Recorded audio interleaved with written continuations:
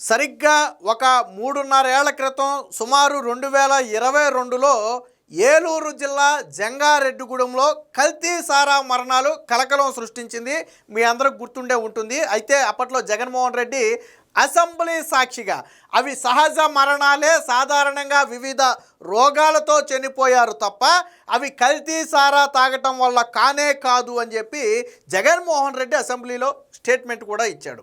వాస్తవానికి వాళ్ళు కల్తీ సారా తాగే చనిపోయారని స్వయంగా చనిపోయిన వ్యక్తుల కుటుంబ సభ్యులే ఆ రోజు మీడియా సాక్షిగా కూడా చెప్పారు. దాదాపుగా ఒక 4 రోజుల వ్యవధిలో ఒక 25 మంది సుమారుగా చనిపోయారు. 25 మంది ఒకే లక్షణాలతో చనిపోవడంతో కొంతమంది ఫిర్యాదు చేశారు. ఫిర్యాదు చేసిన తర్వాత ఒక 4-5 మృతులను మాత్రం అనుమానాస్పద మృతులుగా కేసు నమోదు చేశారు తప్ప మిగతా వాటిని పోలీసులు కూడా లైట్ తీసుకున్నారు. ఎందుకంటే దాని మీద ఇన్వెస్టిగేషన్ చేసి అది కల్తీ సారా అని బయటకు వస్తే ఆ రోజు ప్రభుత్వానికి చెడ్డ పేరు కాబట్టి దాన్ని బయటికి రాకుండా, ల్యాబ్ రిపోర్ట్స్ బయటికి రాకుండా తొక్కిపెట్టారు. కానీ కూటమి ప్రభుత్వం ఏర్పడిన తర్వాత దీని మీద ఏలూరు ఎస్పీ ఆధ్వర్యంలో కాకినాడ రంగరాయ మెడికల్ కాలేజీకి చెందినటువంటి ఒక ప్రొఫెసర్ ఆధ్వర్యంలో ఒక సిట్టుని ఏర్పాటు చేశారు.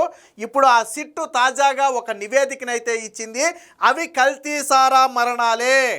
ఖచ్చితంగా ఆ రోజు ఇథైల్ ఆల్కహాల్, సాధారణంగా ఇది ఇండస్ట్రియల్లో ఎక్కువ వాడతారనుకుంటా. ఇథైల్ ఆల్కహాల్ అనేది ఆ సారాలో కలపటం వల్ల, వాస్తవానికి అది తాగితే చనిపోతారని కూడా తెలుసు, కానీ ఆ నాటు సారాలో ఈ ఇథైల్ ఆల్కహాల్ కలపటం వల్ల వాళ్ళందరూ చనిపోయారని చెప్పి తాజాగా ధృవీకరిస్తూ ఒక నివేదికను కూడా అయితే సిద్ధం చేశారు. మరి జగన్మోహన్ రెడ్డి ఇప్పుడు సమాధానం చెప్పాలి, తల ఎక్కడ పెట్టుకుంటాడో కూడా చెప్పాలి. ఇవి 100కు 100% కల్తీ మరణాలు అంటానికి మనం 2-3 అంశాలు కరెక్ట్గా చెప్పొచ్చు. ఒకటి, ఆ రోజు కుటుంబ సభ్యులు స్వయంగా చెప్పారు, మా భర్త కావచ్చు లేదా మా తండ్రి కావచ్చు ఎప్పటి నుంచో మద్యం తాగుతున్నారు, సో వాళ్ళకి ఎటువంటి ఎఫెక్టు ఇప్పటి వరకు లేదు, కానీ ఈ కొత్తగా ఏదో ఒక సారా లాంటిది తెచ్చుకుని తాగిన తర్వాత అతని ప్రవర్తనలో మార్పు వచ్చింది. వింత వింతగా ప్రవర్తించి కడుపు మంట రావడంతో పాటు కళ్ళు మంట, అరికాళ్ళు మంట, ఇలా రకరకాల ఇవి రావడంతో మాకు అప్పుడే అనుమానం వచ్చింది, కానీ హాస్పిటల్కి తీసుకెళ్ళిన ప్రయోజనం లేకుండా పోయిందని చెప్పారు. మీకు గుర్తుందో లేదో, జంగారెడ్డిగూడెం ఒక ప్రైవేట్ హాస్పిటల్లో ఒక వ్యక్తిని తీసుకెళ్తే ఆ వ్యక్తి రిపోర్ట్లో ఆల్కహాల్ ప్రభావం వల్ల ఆ వ్యక్తి శరీరంలో మార్పులు చోటు చేసుకున్నాయని చెప్పి అందులో కూడా రాశాడు. అప్పటికి ఇది ఇష్యూ కాల, అంటే ఈ మరణాలు అనేది 25 మరణాలు అప్పటికి ఇష్యూ కాల, అప్పటికి ప్రైవేటు డాక్టర్ రాసేశాడు.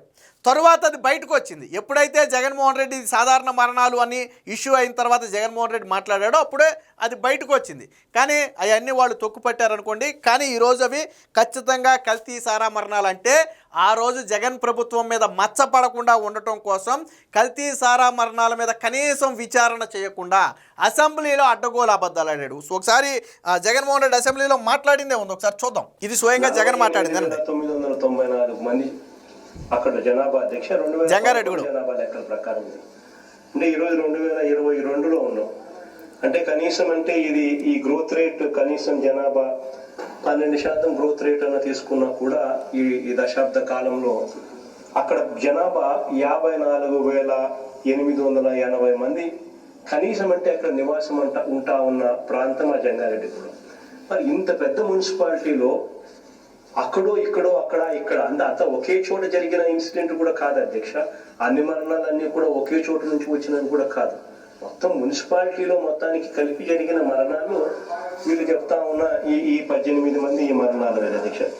అది 18 మంది అన్నాడు, మొత్తం 25 అయ్యారు తర్వాత వాళ్ళు అధ్యక్ష. ఈవెన్ అజ్యూమింగ్ మరణాల సంఖ్య మామూలుగా రాష్ట్ర వ్యాప్తంగా దేశవ్యాప్తంగా కూడా మామూలుగా మరణాల సంఖ్య అజ్యూమింగ్ 2% డెత్ రేట్ వేసుకున్నా కూడా కనీసం అంటే అధ్యక్ష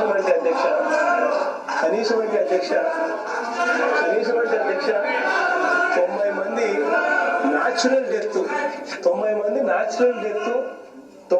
న్యాచురల్ గా మనుషులు చనిపోవడం అన్నది దేశవ్యాప్తంగాను రాష్ట్ర వ్యాప్తంగా ఎక్కడ కూడా సహజంగా కూడా జరుగుతూ ఉంటాయి. రకరకాల విన్నారు కదా.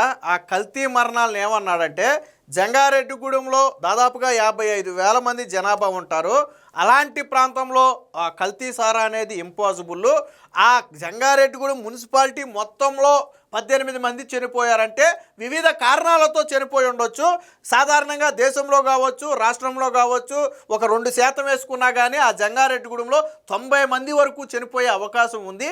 అవన్నీ న్యాచురల్ డెత్సే తప్ప కల్తీ మరణాలు కాదు అని ఆ రోజు అసెంబ్లీలో అడ్డగోలుగా జగన్మోహన్ రెడ్డి చెప్పినటువంటి మాట.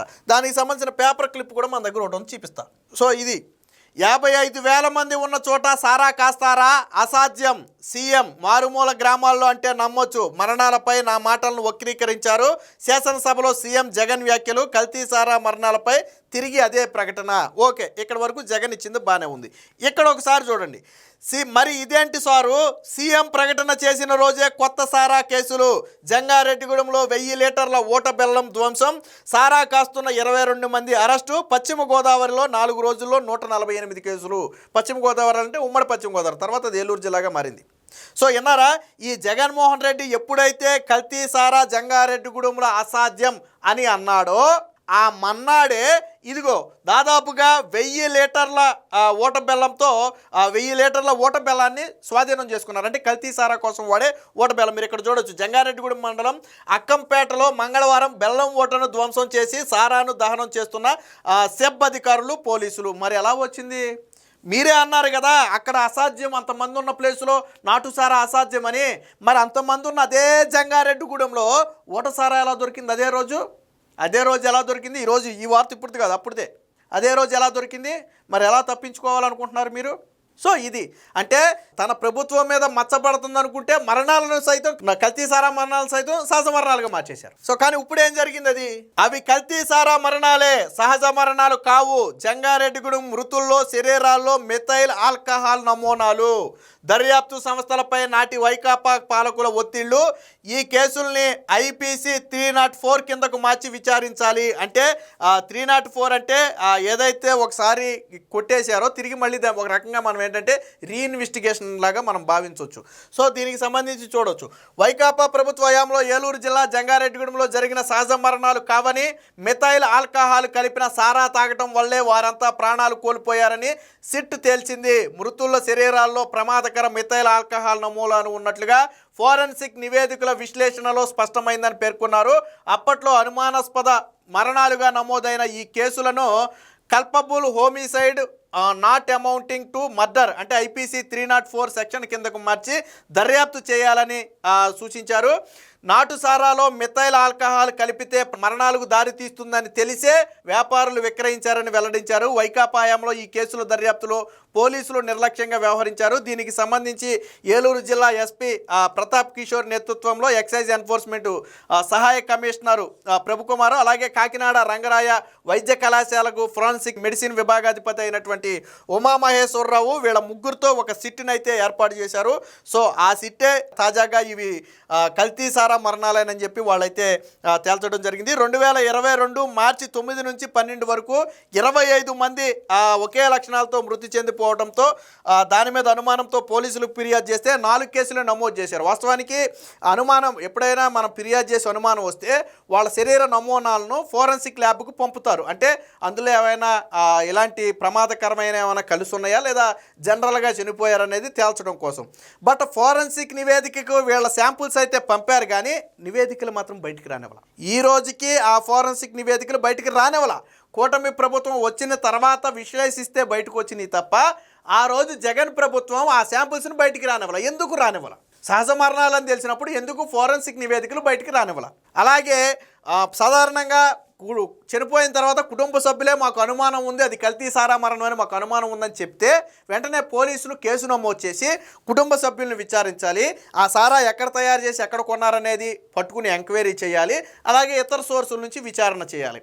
కానీ కుటుంబ సభ్యుల్ని ఎవరిని విచారించలేదు, దానికి సంబంధించి ఎవరిని పట్టుకుని దాడి చేయలేదు, అలాగే దాని మీద ఎవరి మీద కేసు నమోదు చేసి అరెస్ట్ కూడా చేయలేదు. ఎందుకని ఎవరినైనా ఒక వ్యక్తిని అరెస్ట్ చేస్తే ఖచ్చితంగా ఆ రోజు టీడీపీ చెప్పిందే నిజమవుద్ది. కల్తీ మరణాలని చెప్పి అందరూ ఒప్పుకోవాల్సి వస్తుంది. కాబట్టి ఎవరిని కూడా అరెస్టు చేయకుండా కేసు మొత్తాన్ని పక్కదారి పట్టించారు. కానీ ఈరోజు బండారం మొత్తం కూడా బయటపడింది. అప్పట్లో అనుమానాస్పద మృతి కింద 4 కేసులు నమోదు చేశారు. తర్వాత ఉద్దేశపూర్వకంగానే వాటిని దర్యాప్తు చేయలేదు. మృతుల శరీరాల నుంచి నమూనాలు తీసుకుని ఫోరెన్సిక్ ప్రయోగశాలలకు పంపినా ఆ నివేదికలు బయటికి రాకుండా తొక్కిపట్టారు. మృతుల కుటుంబాలు, ఎక్సైజ్ శాఖ అధికారులు, సారా విక్రేతలు సహా ఎవరిని విచారించలేదు. అప్పటి పాలకుల ఒత్తిళ్ల మేరకు పోలీసులు తలొగ్గి దర్యాప్తు మొత్తాన్ని కూడా అటకెంకించారు. ఇక సైకలాజికల్ అటాప్సీ అంటే పూర్తిగా ఎవరైతే చనిపోయారో కుటుంబ సభ్యులతో కూడా పూర్తిగా మాట్లాడిన తర్వాత కూడా వీళ్ళు ఒక నిర్ణయానికైతే రావడం జరిగింది. సో గతంలో ఎందుకు వీళ్ళు నాటు సారా, ఈ కల్తీ సారాలు తాగాల్సి వచ్చిందంటే మద్యం రేట్లు ఎక్కువ ఉండేవి. 1, 2 నాణ్యమైన మద్యం దొరికేది కాదు. ఎందుకంటే తెలంగాణ బోర్డర్లో ఉన్న వాళ్ళందరూ కూడా తెలంగాణ మద్యాన్ని తాగేవాళ్ళు. మీకు ఐడియా ఉందో లేదో. అటు కర్ణాటక బోర్డర్లో ఉన్నవాళ్ళు కర్ణాటక మద్యం తాగేవాళ్ళు. కానీ ఆంధ్ర మద్యం తాగటానికి అంటే వేరే గత్యంతరం లేక తాగాలి తప్ప అవకాశం ఉండి శానిటైజర్ కూడా తాగారు. మీకు గుర్తుందో లేదో. చాలామంది శానిటైజర్ తాగి అస్వస్థతకు గురయ్యారు. చనిపోలేదు కానీ అస్వస్థతకు గురయ్యారు. ఎందుకురా మీరు శానిటైజర్ తాగారంటే కరోనా టైంలో శానిటైజర్ తాగారంటే మద్యం రేట్లేం భరించలేని పరిస్థితి, పనులు చేయడానికి ఏం పనులు లేవు, తాగకుండా ఉండలేరు డబ్బులు లేక. శానిటైజర్లు తాగాల్సిన పరిస్థితి. తాగారు చాలామంది. సో అంటే వైసీపీ హయాంలో మద్యం నాణ్యత లేదు, 1 ధరలు ఎక్కువ, దాంతో కల్తీ సారా వైపు అడుగులేయాల్సి వచ్చింది. సారా వ్యాపారులకు కూడా జగన్మోహన్ రెడ్డి పీరియడ్ బాగానే కలిసి వచ్చింది. ఎందుకంటే మద్యం రేట్లు ఎప్పుడైతే పెంచారో అప్పుడు సాధారణంగా తక్కువకి, ఎందుకంటే వాళ్ళు కూల్ చేసుకుంటే మహా వస్తే రోజుకు 200-300 కూడా రావు. అది కూడా ఆ రోజుల్లో గట్టిగా వారానికి 2-3 రోజులు కూడా పని దొరకని పరిస్థితి.